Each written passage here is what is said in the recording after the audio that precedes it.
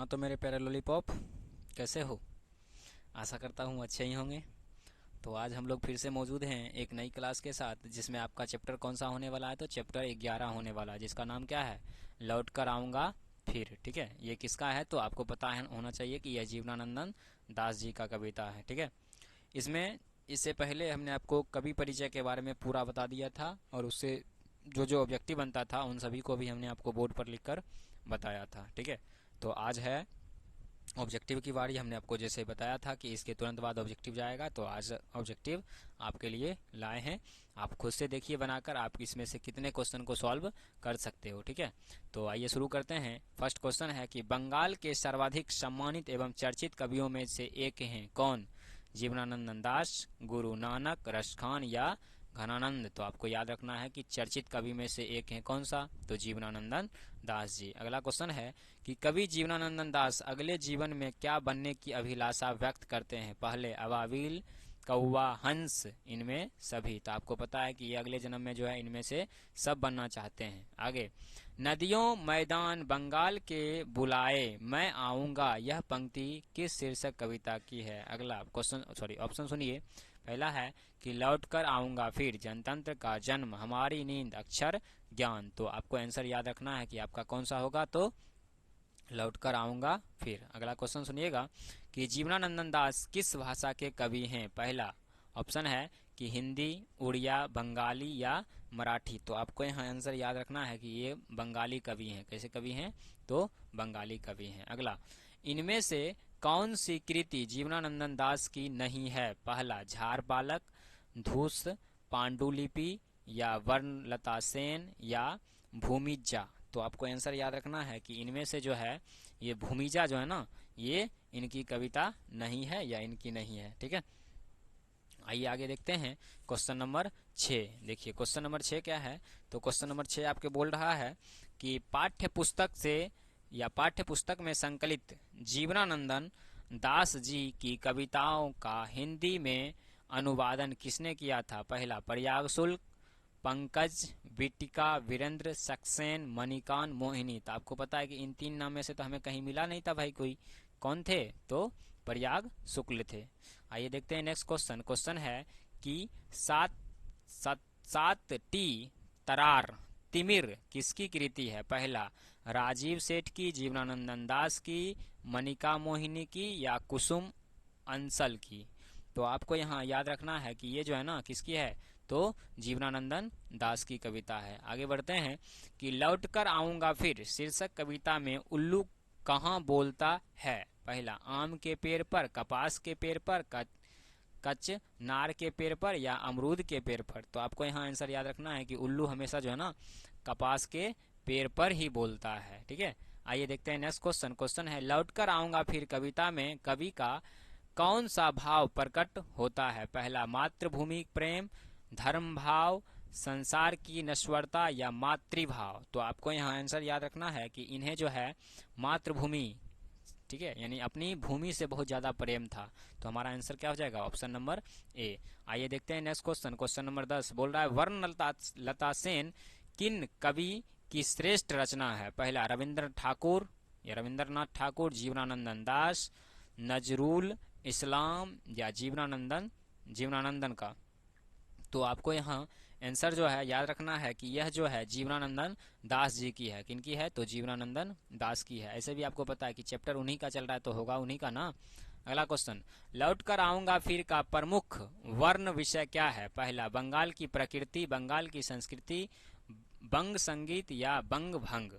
तो आपको यहाँ आंसर याद रखना है कि यह बंगाल की प्रकृति के लिए है। ठीक है, अगला, जीवनानंदन दास को जाना जाता है बंगाल के आधुनिक कवि के रूप में, हिंदी के साहित्य के रूप में, मराठी के साहित्य के रूप में या इनमें से सभी? तो आपको आंसर याद रखना है कि इन्हें बंगाल के आधुनिक कवि के रूप में माना जाता है। ठीक है, आइए देखते हैं नेक्स्ट क्वेश्चन। क्वेश्चन है कि कवि किसके आमंत्रण पर आने की बात करते हैं? पहला खेत और खलिहानों के, मजदूर और किसानों के, नदियों और मैदानों के, पिता और पुत्र के? तो आपको यहाँ आंसर याद रखना है कि यह नदियों और मैदानों के आमंत्रण पर आने की क्या करते हैं? बात करते हैं। ठीक है, तो हमारा ऑप्शन नंबर क्या हो जाएगा? ओ सॉरी, ऑप्शन नंबर हमारा सी हो जाएगा। ठीक है, कुछ ज्यादा घसा गया। कभी अगले जन्म में क्या क्या बनने की संभावना व्यक्त करते हैं? पहला, कौवा मोर उल्लू सारस, कौवा हंस उल्लू सारस, कौवा हंस कोयल सारस, कौवा हंस उल्लू बाज। तो आपको यहाँ आंसर याद रखना है कि ये जो है ना अगले जन्म में कौवा हंस उल्लू और सारस बनने की बात करते हैं। ठीक है, तो ऑप्शन नंबर हमारा क्या हो जाएगा? बी हो जाएगा। आइए देखते हैं next question, question number 15। Question है कि कभी किसके बीच अंधेरा में होने की बात करता है? पहले, धान के, गेहूं के, चना के या सरसों के बीच? तो आपको यहाँ आंसर याद रखना है कि ये सरसों के बीच जो है अंधेरे में होने की बात करते हैं। अगला क्वेश्चन है कि रूपसा क्या है? पहला, बंगाल की नदी है, या बंगाल की एक समुद्री स्त्री है, या बंगाल का मंदिर है, या बंगाल का चौराहा है? तो आपको यहाँ आंसर याद रखना है कि यह एक प्रकार का जो है ना बंगाल की क्या है?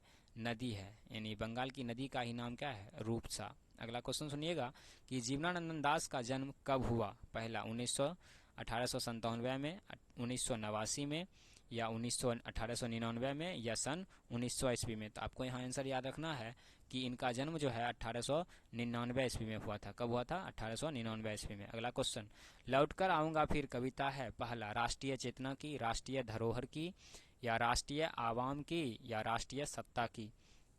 तो आपको यहाँ आंसर याद रखना है कि यह जो है एक राष्ट्रीय चेतना की कविता है। क्या है? राष्ट्रीय चेतना की है। अगला क्वेश्चन, जीवनानंदन दास हैं पहला कथाकार, नाटककार, उपन्यासकार या साहित्यकार? तो आपको यहाँ आंसर याद रखना है कि यह जो है एक प्रकार के साहित्यकार हैं। क्या है? साहित्यकार हैं। अगला क्वेश्चन सुनिएगा कि कवि मृत्युपरांत कहाँ आने की लालसा रखता है? पहला, मातृभूमि बंगाल में, मातृभूमि के नदियों में, ए और बी दोनों, या इनमें से कोई नहीं? तो आपको यहाँ आंसर याद रखना है कि यह जो है अपने मातृभूमि बंगाल में आने की बात करते हैं। ठीक है, क्योंकि मातृभूमि बंगाल में ही ना नदी है, खेत है, खलियान है, सारा चीज है। चलिए आइए देखते हैं नेक्स्ट क्वेश्चन। क्वेश्चन है कि कभी मृत्यु उपरांत, ये तो अभी तुरंत बनाए थे। अगला क्वेश्चन देखिए, लौटकर आऊंगा फिर शीर्षक कविता किसकी रचना है? पहला, जीवनानंदन दास की, वीरेंद्र डंगवाल की, प्रेमघन की, या कुंवर नारायण की? तो आपको आंसर क्या याद रखना है? ये जो है जीवनानंदन दास की कविता है। अगला क्वेश्चन,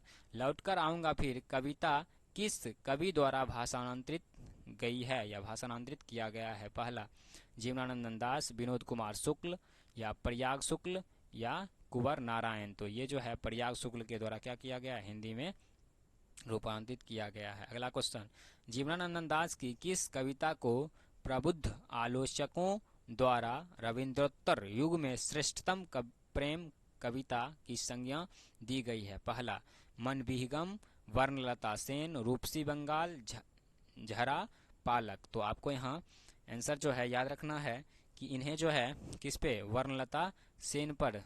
ठीक है, वर्णलता सेन पर इनको इसकी संज्ञा दी गई है सर्वश्रेष्ठतम की, या रविंद्र युग की संज्ञा दी गई है। अगला क्वेश्चन, कवि किस प्रकार के चावल का वर्णन करता है? नया, भुना हुआ, उबला हुआ, या टूटा हुआ? तो आपको यहाँ आंसर याद रखना है कि ये नए चावल की बात करते हैं। ठीक है, क्योंकि धान की फसलों से जो चावल बनेगा वो क्या होगा? बहुत ही नया होगा। तो ऑप्शन नंबर हमारा ये हो जाएगा। ठीक है, अगला क्वेश्चन कि कवि अगले जन्म में बनना नहीं चाहते हैं क्या चीज? मनुष्य, जानवर, पक्षी, या ए और बी दोनों? तो आपको यहाँ आंसर याद रखना है कि ये ए और बी दोनों में से कोई भी नहीं बनना चाहते, ना ही मनुष्य बनना चाहते हैं, ना ही जानवर बनना चाहते हैं। अगला क्वेश्चन सुनिएगा कि पक्षी अपने घर कब लौटते हैं? सुबह को, रात को, शाम को, या दोपहर को? तो आपको याद रखना है कि वह अपने घर जो है कब लौटते हैं?